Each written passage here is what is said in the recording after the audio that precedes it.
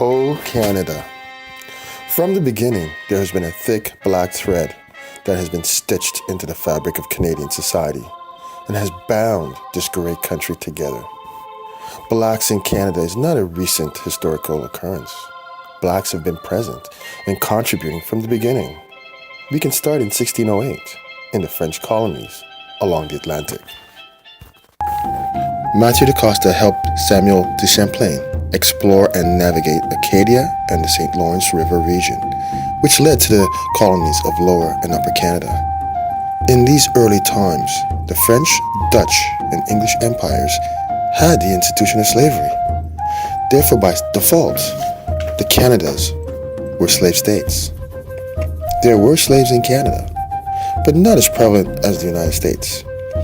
However, in 1793, Upper Canada changed all that. Shortly after John Graves Simcoe passes the anti-slavery bill, tensions between the British and the Americans increase, and the threat of war is in the air. For the free black slaves of Upper and Lower Canada, the upcoming war poses a grave threat to their way of life. Blacks willingly register for military service because not only are they fighting for their new adopted homeland, they are literally fighting for their freedom. Due to the anti-slavery bill of 1793, Canada became a free territory. It presented itself as a safe haven for slaves seeking their freedom, and thus the Underground Railroad was born. The Underground Railroad was a secret network of abolitionists who helped African Americans escape from enslavement in the American South to free northern states or to Canada. It was the largest anti-slavery freedom movement in North America, having brought between 30,000 and 40,000 fugitives to Canada. Even though they gained their freedom, blacks in Canada still had a ways to go in terms of achieving equality. There's the story of Viola Desmond, a young black successful businesswoman who on her way to a business meeting in Nova Scotia suffered a grave civil rights violation. Her car had broken down, and whilst waiting for it to be repaired, she decided to take in a movie at the local theater. She bought a ticket for the main floor, but was told that you people were not allowed on the main floor, but only in the balcony seating. Indignant, Viola went into the main floor and refused to leave. The police were called, and she was arrested and was held in jail overnight.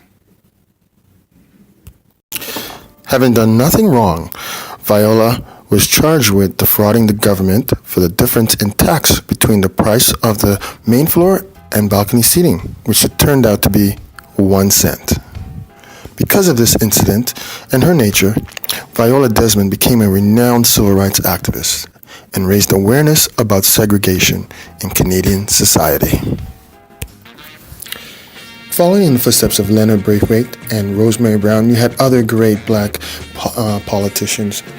You had Lincoln Alexander, who was elected Canada's first black MP representing Hamilton West from 1968 to 1980.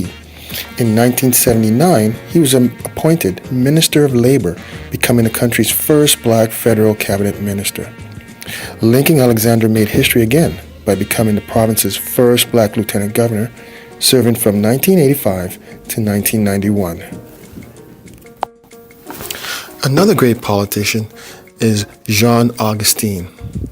In 1993, Jean Augustine became the first black woman elected to the House of Commons. And in the mid-1990s, she played a crucial role in establishing Black History Month.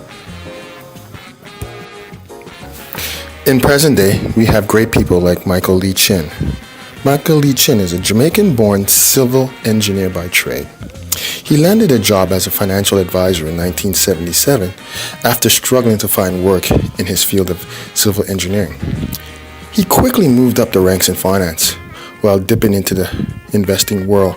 He started out with a $500,000 loan from the Continental Bank of Canada, and he grew it quickly to $3.5 million investment portfolio in 4 years.